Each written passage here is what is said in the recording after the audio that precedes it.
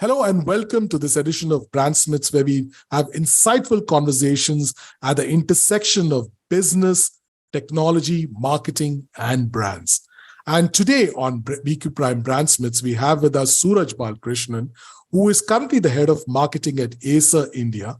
And Sooraj oversees Acer India and Bangladesh, as well as the Bhutan markets. Sooraj is responsible for the entire product portfolio at Acer, which includes PCs, tablets, monitors, projectors, audio, and going down to air purifiers and smart IoT devices for consumer, education, enterprise, government, and banking customers. In his capacity, he drives brand preference, customer acquisitions, product marketing, and strategic alliances. Sooraj also leads all GTM marketing efforts for the brand across both offline and online channels. Sooraj in his past avatars has worked across some iconic brands in India and has established new categories across PCs and automobiles during his advertising and marketing career. And he's a seasoned professional who has spearheaded multiple award-winning campaigns. As a marketing leader, Sooraj is leading the Acer brand in this new normal and establishing new go-to-market strategies and marketing models to reflect the changing consumer behaviors, as well as driving the next chapter of marketing excellence and growth. So we really look forward to an exciting conversation here and welcome Sooraj to BQ Prime Brandsmiths. So Sooraj, thank you so much for being here today. And I really wanted to start off by talking about the company you represent, the brand you represent. And I know you worked for many brands in the past, some very interesting brands. But Acer, right? Acer is a very interesting tech company. It's one of the oldest tech companies out there. Sometimes people don't realize it. It's very well known in many categories. It's one of the largest tech companies. But it was a company that was born in the pre-digital era, right? It's a very respected brand and still remains today. But from this issue, right, of being born in the pre-digital era, how does really marketing evolve, right? How do you stay true to your roots in a way?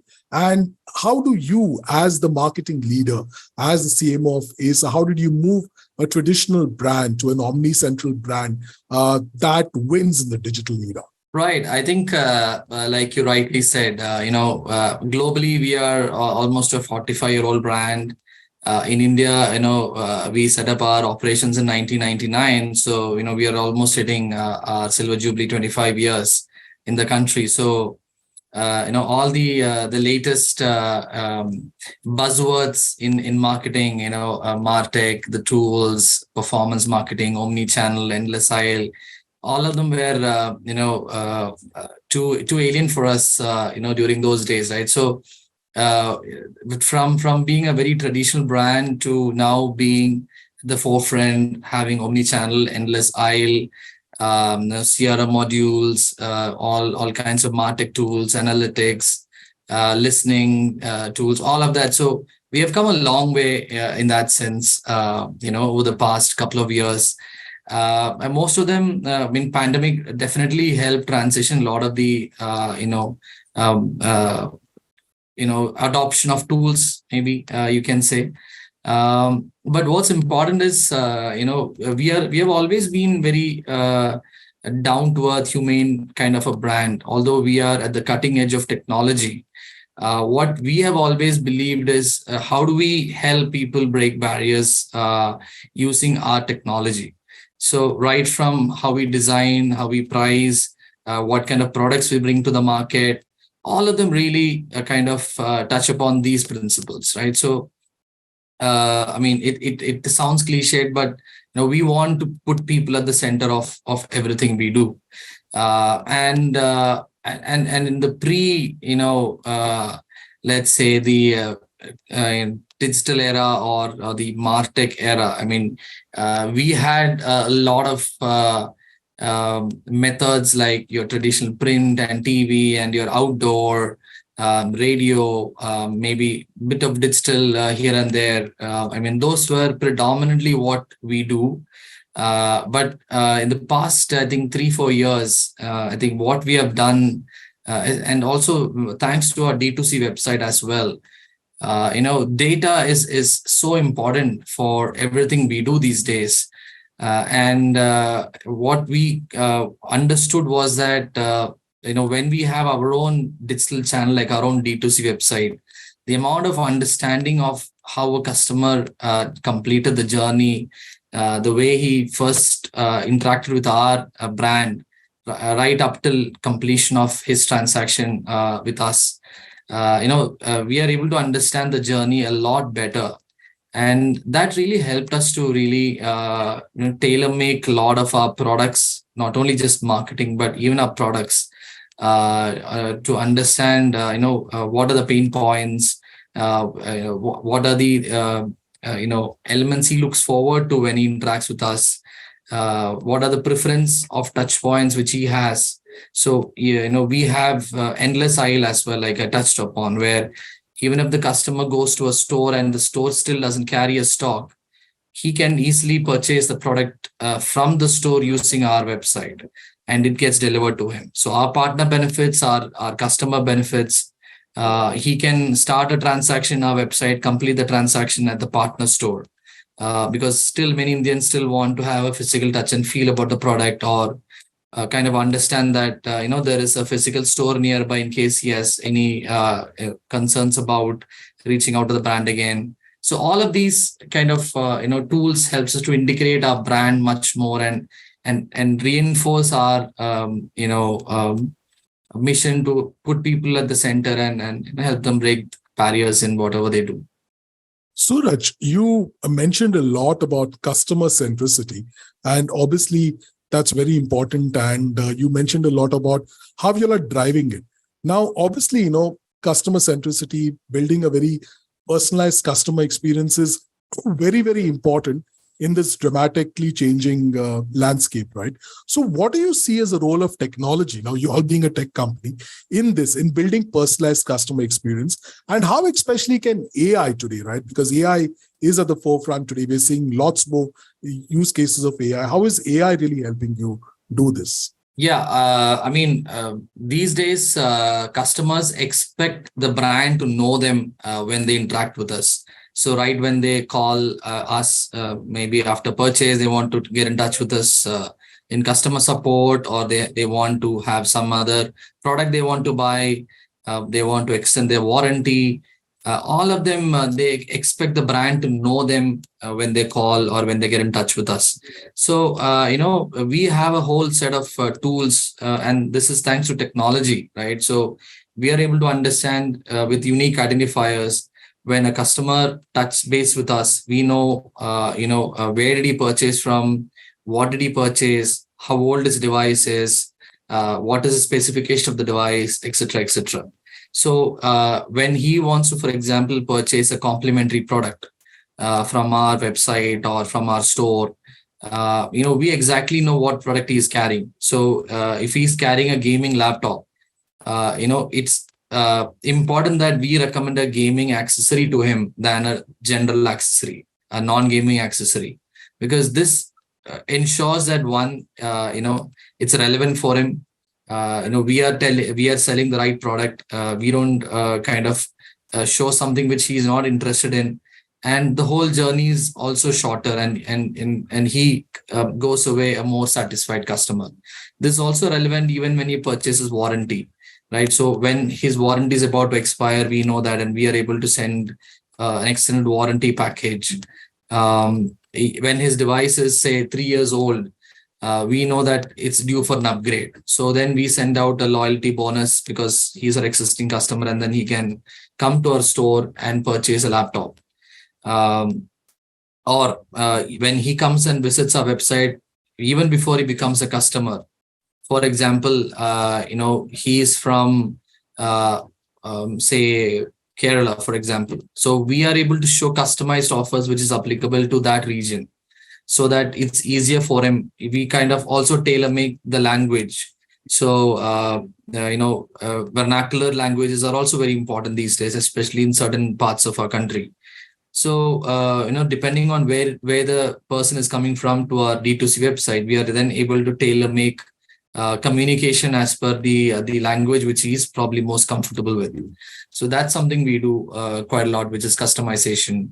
And if he's a registered registered audience with us, even if he's not a customer, if he's registered with us, then we know we personalize and we send out hey or good evening, the name.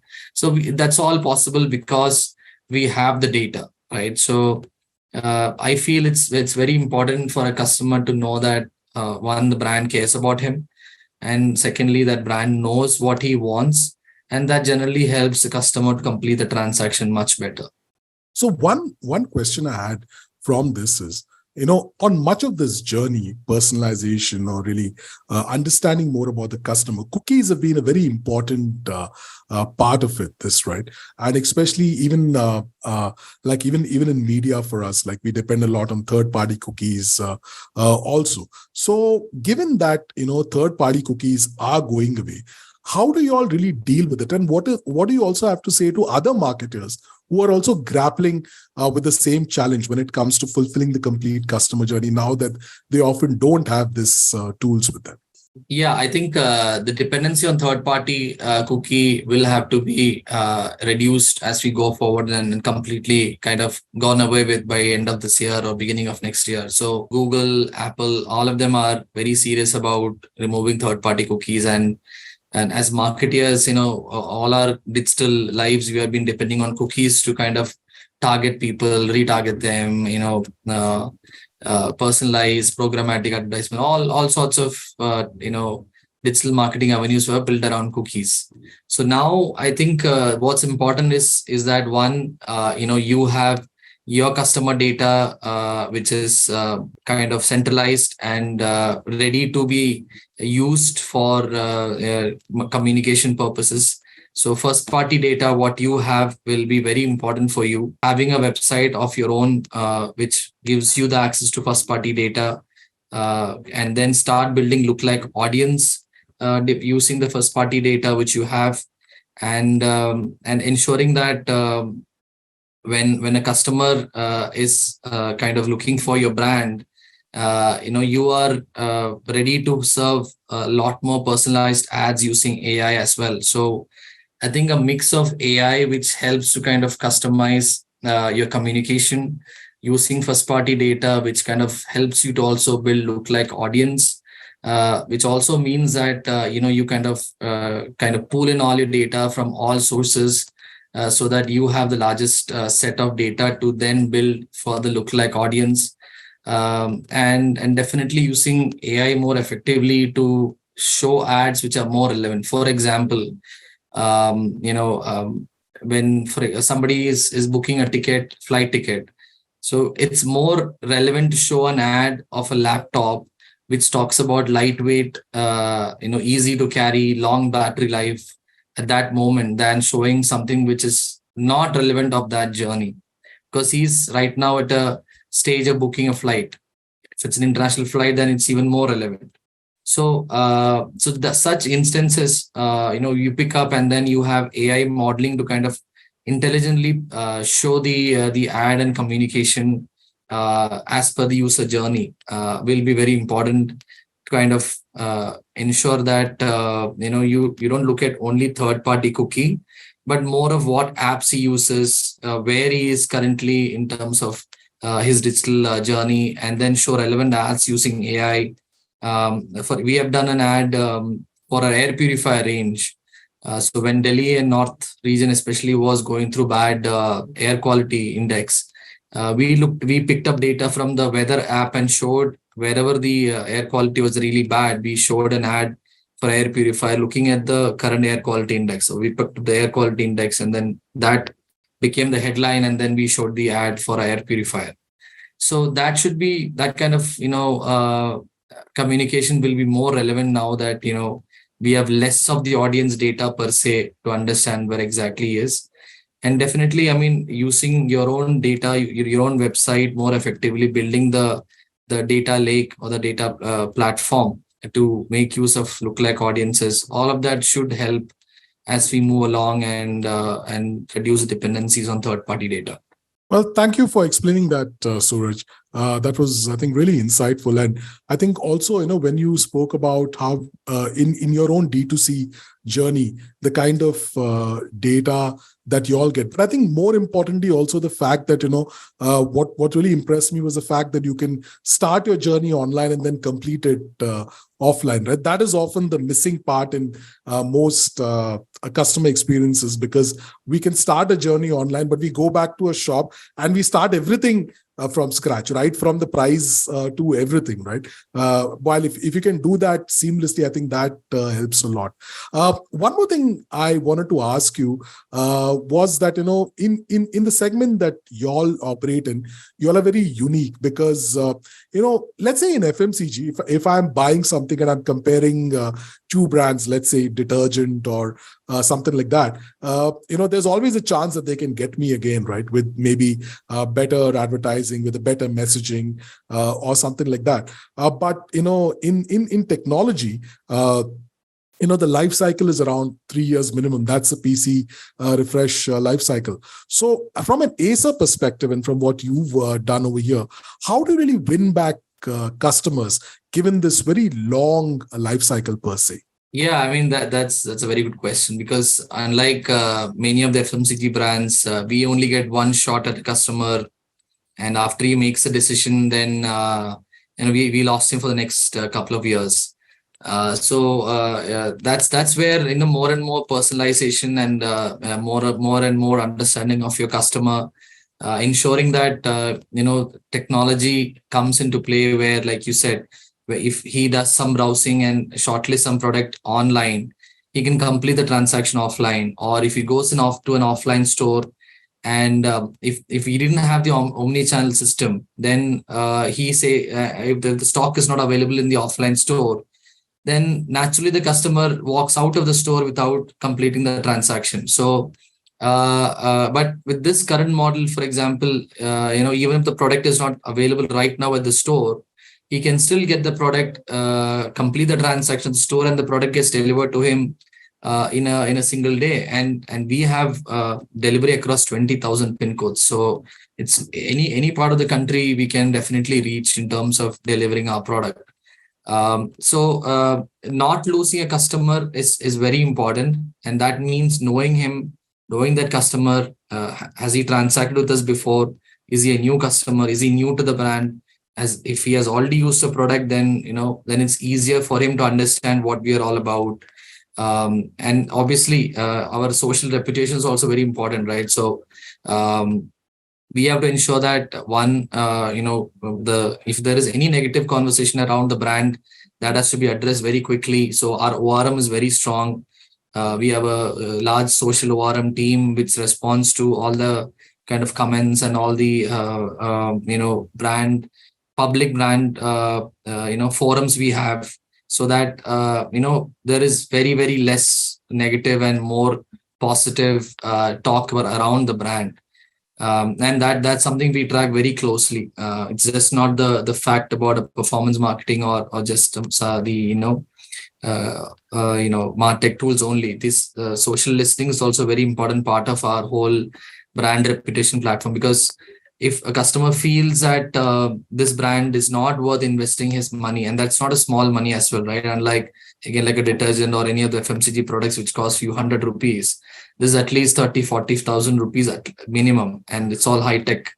So definitely that means that he should be very confident about the brand. We also do a lot of community activities. Community, when I mean community, for example, a gamer community activity, or it could be about how we reach out to the workforce. We reach out to student community. So we do a lot of activities with them to kind of ensure that our brand is imbibed in their culture as well, because it's not a very transactional relationship what we have with the customer, right? So even after he buys a laptop, we have regular contacts with them, various ways to ensure that he is in touch with our brand, right from offering discounts on his occasions to giving out certain privilege programs which only an Acer customer can attend.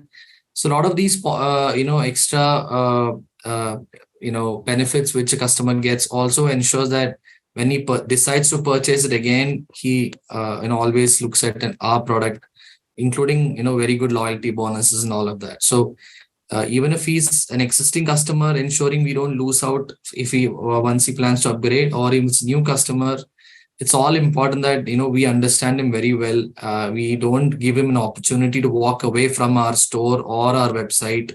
All our social reputation is taken care. We have a lot of positive talk around the brand. So all of that kind of helps that when a customer finally decides to purchase, he feels comfortable buying an Acer laptop or any of our other products. So, you mentioned performance marketing, and my next question is on that. That is often a huge challenge, right? Building the bridge between brand and the performance. So, in your opinion, how can we better measure marketing effectiveness? And, can you tell me a little bit about what you all have done in this space also? So, I think one point which I wanted to kind of highlight here is that a lot of people get caught up only in about performance marketing because there is always a pressure from your sales folks, your leadership team to ensure that your marketing contributes to the sale immediately, and that's a trap a lot of marketers fall for. But if you look at data, I mean, mostly 95% of your audience is not at that moment planning to buy a product of yours. Out of that, only 5 to 6% are actually in market to buy a product. So the 95% potential audience are missing out on your brand exposure, right? So the balance between brand marketing and performance marketing is one very important. So for brand, for example, you have to always have an eye about your share of voice. And when you mean share of voice, it's about people searching for your brand in Google. Or it could be about inquiries coming, but definitely Google is a good platform for you to kind of track how many people are actually searching about you. And in our case, even Amazon and Flipkart is also another indicator because they are also large platforms for us. But ensuring that that share of voice continues to increase is something which any marketer should have a close eye on, or at least it doesn't dip even if you have reached a threshold for share of voice. Secondly, about performance marketing, I think definitely the most important part is return on your ad spends, right? But that's also inversely also looking at CPC, cost per click. So if your cost per click is very high, then you are not efficiently optimized for your campaign. So performance marketing, the ROAS is very important.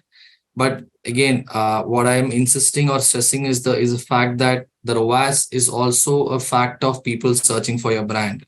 It's more costly to bid and win against a competitive keyword or a category keyword than your own keyword. So more and more people start searching for your brand means your performance marketing cost will come down, and general cost of advertising or sales will also come down. So that's very important. And these days, I think performance marketing is not only a Google or a e-commerce platform. We have a lot of other channels, including influencers are also now driving performance marketing these days because they promote our product. They sometimes give a description at the bottom and a link to go and purchase from our website or a store. So they also kind of act as a performance marketing medium. So the blur or the line has been blurring between what is a brand and a performance marketing campaign. But at a overall level, when I look at it, I kind of segregate clearly between what drives my SOV and what drives my sales, because that's very important for any marketer to actually track. Thank you for that insight, Sooraj. My final question is on a trend that's become very, very hot now, account-based marketing, right? Especially in the tech space. I wanted to find out about how you see this entire trend evolving, and do you feel that sales and marketing are on the same page as the customer when it comes to account-based marketing? Yeah, I mean, account-based marketing is something which we do quite a lot for our B2B business. So like you said, that involves a lot of hand in glove working with our sales folks, because the requirement comes from sales to understand which are the accounts which are important for them, right? That's one part of it. The second part is ensuring that we grow our business from our existing accounts. So there is a new account and there is an existing account. So both we look at in terms of an account-based marketing. So when you look at a new account, we are obviously trying to get our foot into the door and kind of have a meeting with them, have at least a round of conversation and kind of pitch our products, right? So this involves a lot of understanding about what the company is about, what are the current challenges the company is facing, and then that involves following news about the company, the product lines, the ethos of the company. So it's just not that we send out an ad or communication on LinkedIn, but kind of understand exactly what the company is all about and the ethos and like the challenge they might be facing, especially from a tech point of view. And then we tailor communication to that decision maker, which catches his attention. So that's very important because at a CIO or a procurement head level, he must be getting hundreds of communication. So one is that being relevant to him. Secondly, we being a thought leader kind of a brand helps the potential customer to kind of look for our inputs on their tech needs. So that's also very important. So we work with various large research companies and consulting companies, and we bring out white papers which are accessible to only those decision makers who have subscribed to us. So this gives us a platform where they see us as a thought leader, and then when we go and tell them or ask for a call, they are more receptive to doing that. So a deep understanding of who we are going behind, and a lot of study is revolved around this kind of marketing. The second is people who are already our customer, and ensuring that we grow our business with such accounts. So that's more of ensuring that we are constantly updating them with our services, our product lines. Many of the times what happens is that you do one transaction and they buy a large quantity of products from us, but then we don't go back to them and kind of tell them what else do we have, or kind of keep them updated on what's happening, have dedicated programs which are revolving around their company, which could be specific programs where we have troubleshooting for their employees, or it could be about specific programs where ITDMs or decision makers are involved, which are specific to those group of companies we are targeting. So a lot of tailor-made activities which kind of helps them to have our product or our brand on top of the mind is very important. We also use a bit of AI as well, because some of the automated emailers which goes out to them also looks into these instances and then tailor makes some of the communication where we don't intervene every time, and some of the things become a automated service itself. But most importantly, it's all about knowing them really well, much more than a B2C customer, because here the information is first of all available because they are usually large, industries are known. We have limited set of target audience because they are at an IT decision maker level, which means that whatever we communicate are tailor-made and relevant, and they see us as thought leaders than just another company trying to sell their product. Well, thank you once again, Sooraj. I think we've had an exciting conversation today. It's been very insightful. We've dealt with so many aspects. One about your own journey at Acer's journey, to the digital era, and how y'all have really not just compete over there, but how you'll lead over there with what you'll do. We've looked a lot at AI and how it plays a huge role in different aspects of marketing. We've looked at third-party cookies. We've looked at performance marketing, and of course at account-based marketing. Thank you so much for your time today on BQ Prime Brandsmiths, which is at the intersection of brand, marketing, technology, and business. This was a really insightful conversation, and we look forward to talking with you soon once again. Thank you so much. Thank you, Edward. It's been a pleasure talking to you.